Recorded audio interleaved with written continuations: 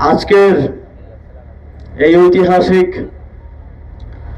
চরমোনাই ওয়াজ মাহফিলে উপস্থিত হতে পেরে আমি এবং আমার সাথে যারা সফর সঙ্গী আছেন সবাই নিজেদেরকে ধন্য মনে করছি।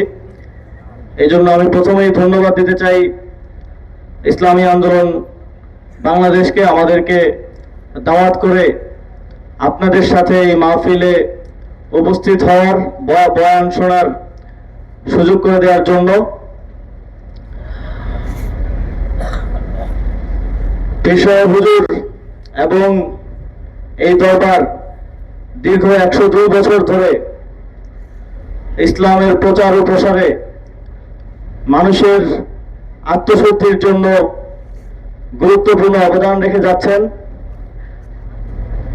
এই মাহফিলের কথা আমি ছোটবেলা থেকে শুনি, কিন্তু আজকে প্রথমবার আল্লাহ তাআলা আসার তৌফিক দিয়েছেন এবং আমি এসে দেখলাম যে আপনারা দেশের বিভিন্ন প্রান্ত থেকে, দূর দূরান্ত থেকে এই তীব্র গরমের মধ্যে কষ্ট করে এসেছেন ইসলামের প্রতি ভালোবাসার জন্য এবং এই গুরুত্বপূর্ণ মাহফিল থেকে আত্মশুদ্ধি অর্জনের জন্য, এবং সবাই কষ্ট করে স্বতঃস্ফূর্তভাবে আমি দেখছিলাম যাওয়ার সময় যে আপনারা নিজেরাই রান্না বান্না করছেন, খাওয়া দাওয়া করছেন, ইসলামের খেদমতের জন্য এই গরমের মধ্যে কষ্ট করে একসাথে হয়েছেন। এটাই আমাদের ইসলামের সৌন্দর্য।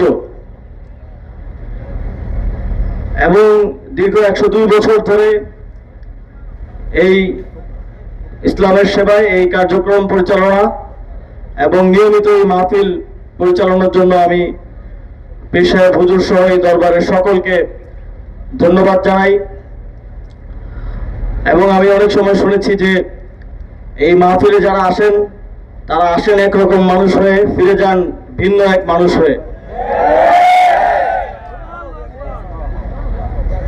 আমরা এত সুন্দর এই আয়োজন সামনের দিনগুলোতেও অব্যাহত থাকার জন্য দোয়া করি এবং সামনের দিনগুলোতেও এই মাহফিলে আমি নিজে উপস্থিত হওয়ার যেন আল্লাহ পাক আমাকে এবং আপনাদের সকলকে তৌফিক দান করেন।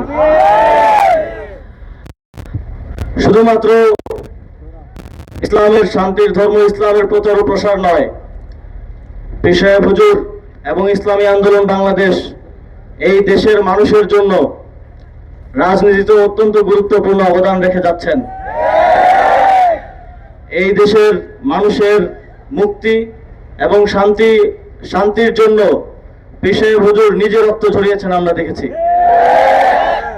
জুলাই গণঅভ্যুত্থানে যখন লাখ কোটি মানুষ আমরা রাজপথে ছিলাম, ছাত্ররা রাজপথে ছিল, প্রথম রাজনৈতিক দল হিসেবে ব্যানার নিয়ে ইসলামী আন্দোলন বাংলাদেশ আমাদের পাশে দাঁড়ায়।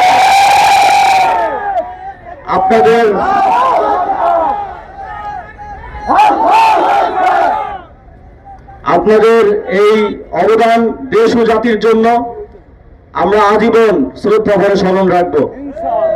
আমরা মনে করি আজকে যে আমি আপনাদের সামনে জীবিত অবস্থায় দাঁড়িয়ে আছি এবং আমার সাথে আমার সহযোদ্ধারা সেই জুলাইয়ে যেখানে আমাদের প্রায় 2 সহস্র সহযোদ্ধা শহীদ হয়েছেন সেখান থেকে বেঁচে ফিরে এসেছি, এটা ইসলামী আন্দোলন বাংলাদেশ সহ যারা সে সময় আমাদের পাশে দাঁড়িয়েছিল তাদের জন্যই সম্ভব হয়েছে।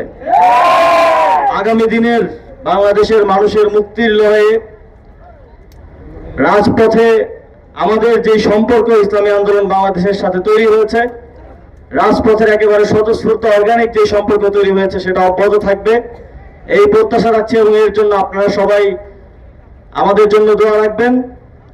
আমি সর্বোপরি, আপনারা অনেক কষ্ট করছেন, এই রোদে আছেন, এই গরমের মধ্যে ইসলামের খেদমতের জন্য এসেছেন।